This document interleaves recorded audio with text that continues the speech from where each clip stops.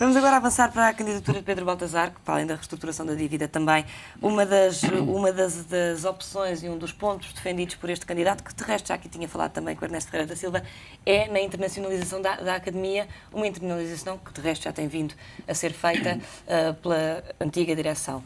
Pergunto-lhe se de facto é por aqui o caminho e o Sporting exportar aquilo que tem de bom. Bom, eu não vou fazer campanha pelo Pedro Baltazar, eu sou amigo do Pedro há mais de 20 anos e, portanto, conheço muito bem até nesta sentido lógica. da internacionalização da Academia, agora, se isto faz de facto sentido para o negócio... Aliás, eu até gostava que os meus amigos não ganhassem as eleições, que é um sinal da minha amizade por eles, para não se meterem neste sarilho.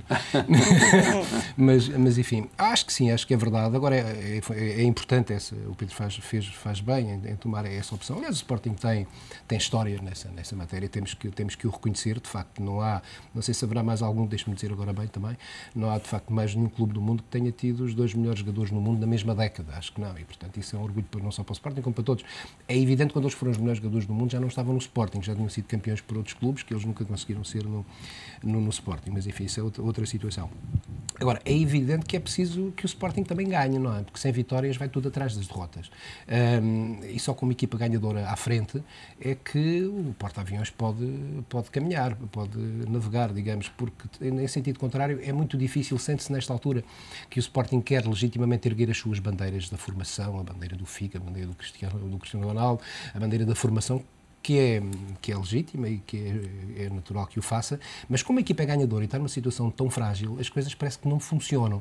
Repare que o Sporting, o último jogador que vendeu no mercado internacional, vindo das suas escolas com grandes resultados, foi o Nani. Neste momento o Sporting não consegue já vender os jogadores da mesma bitola, muitas vezes por preços iguais, e já está quase com uma política de saldos. Mas também não haverá jogadores como o Nani ou um Cristiano Ronaldo aos magotes. Mas também lhe digo que o Sporting vender o Miguel Veloso e o João Moutinho por 11 milhões cada um é um pouco um mau negócio, não é? Foi um mau negócio. Como é evidente. Os negócios são sempre as circunstâncias de cada momento. São casos distintos, mas é o caso do próprio Lietzen. Quando os jogadores, hoje em dia, ainda agora ali na comunicação social, quando o jogador de Vitória de Setúbal está desaparecido, quer sair. Quando os jogadores querem sair, é muito difícil nos dias atuais os clubes manterem-nos. Mas sabe, Ernesto Silva, eu lembro-me quando saiu o Nani, foi uma questão, um amigo meu sportinguista que me colocou essa questão, que eu dizia-lhe, bom, mas o Nani, dizia-lhe, o Nani não vale esses 25 milhões, independentemente de valer ou não, eu achava que não valia. E ele responde, mas é evidente que não vale, a escola do Sporting é que vale.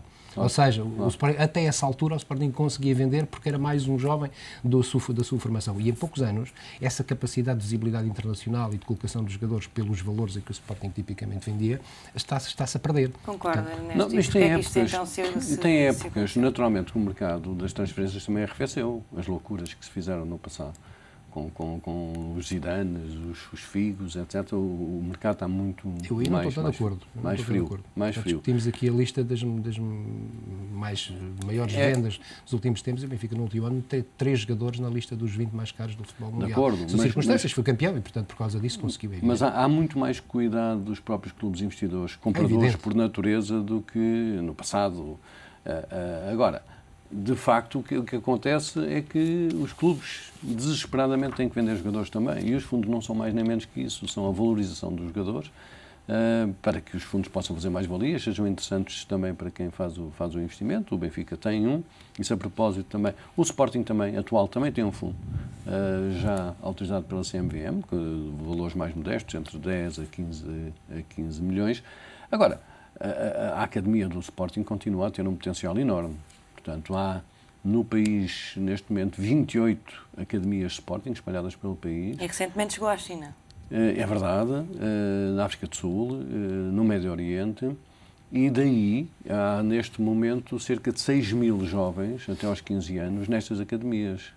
Portanto, 6 mil jovens, daí há de continuar a sair da quantidade, há de sair a qualidade, onde sair outros Nanis, outros Luís Figos, outros Cristianos Ronaldo. Agora seja um investimento mais a longo prazo e do qual claro, não tem que se dar tenha tempo, resultados para já, não é? Mas daí, não há dúvida nenhuma. Aliás, um dos candidatos, o Pedro Baltazar, que o Horácio Piraquito falava, uma das propostas dele é de facto um fundo também, academia, para criar um fundo de investimento, aberto também aos sócios, e, portanto, isto é transversal. Quase todos os candidatos falam de fundos de valorização, de facto, dos jogadores, porque esta é uma atividade No passado, os proveitos das vendas dos jogadores nas contas dos clubes eram considerados resultados extraordinários.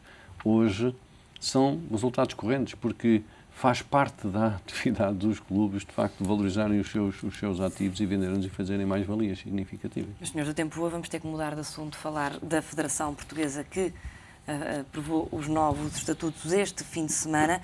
As associações vão então ter menos poder. A Federação funcionará melhor depois disto? Bom, esperamos que sim. Mas eu gostava só de destacar um aspecto que me parece muito importante. Eu dá-me a ideia que esta votação foi como uma votação histórica. E foi histórica porquê? Porque eu considero que foi um ponto final num período muito longo da história do futebol português, poderá aproximar-se quase dos 30 anos, em que as coisas de facto não correram bem, digamos assim.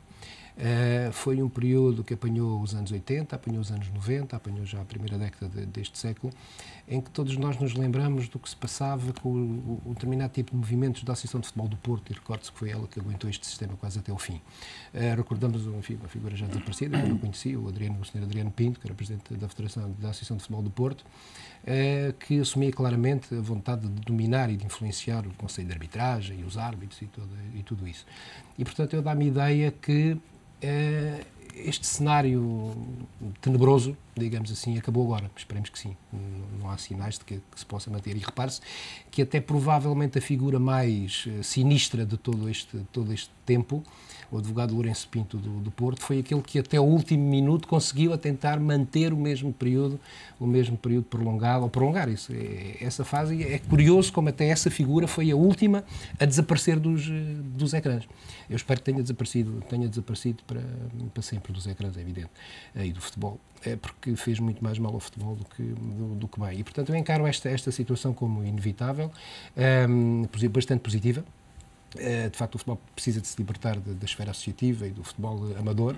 Evidentemente, há as lógicas ao contrário, não? As lógicas que dizem que o futebol amador não pode descolar, tem que descolar, mas não pode descolar não é porque estejam a defender o futebol amador por si, estão a defender os seus interesses pessoais, porque é através do futebol amador e das associações regionais que eles conseguem continuar a ter presença e assento nestes fóruns, digamos, mais substantivos e mais interessantes também para eles. Portanto, eu acho que isto foi um marco histórico para o futebol português e acho que há um conjunto de figuras que a pouco e pouco foram desaparecendo e espero que esta figura também desapareça e há mais uma ou duas que é importante que continuem também a desaparecer para que as coisas se voltem a ficar mais transparentes. Futuro da Federação depois dos novos estatutos aprovados? Os novos estatutos foram aprovados na generalidade por mais de 80% dos votantes, embora haja ainda ali algumas questões em termos de alguns artigos, nomeadamente o que dá mais poder em termos de votos na Assembleia Geral a outras entidades, como os representantes dos jogadores, por exemplo. Agora, o que eu pergunto é porquê é que se demorou tanto tempo? Não alterou nada. Portanto, o clausulado é exatamente o mesmo e houve aqui, de facto, manobras dilatórias para que os estatutos não fossem aprovados. Porque passaram estes meses todos, e o texto é exatamente o mesmo e foi agora aprovado. Será que terá sido apenas a ameaça de exclusão tanto da seleção como dos clubes das competições internacionais que levou de facto à aprovação? Porque foi sempre um argumento que foi usado, é que a legislação não estava de acordo com as disposições da UEFA e da FIFA. O que se mostrou ser uma falsidade total e, portanto, andámos aqui a perder tempo, não, como diz o Horácio Piriquiti bem, para defender os interesses do futebol, mas para defender interesses particulares. Não faz sentido nenhum ser a Federação Portuguesa de Futebol a única entre 60 federações que, de facto, não aprovou o novo regime jurídico das federações desportivas, que houve uma melhor repartição do poder de voto no seio das federações. Perdeu-se tempo absolutamente desnecessário com questões de poder. Portanto, aquilo que se tratava era uma mera questão de quem tem mais poder ou menos poder. E ainda hoje se está a esbracejar relativamente a este tema que, de facto, não se compreende, é o que eu digo. Num universo de 60 federações em Portugal, a Federação Portuguesa de Futebol era a única que estava desalinhada com o novo regime jurídico das federações.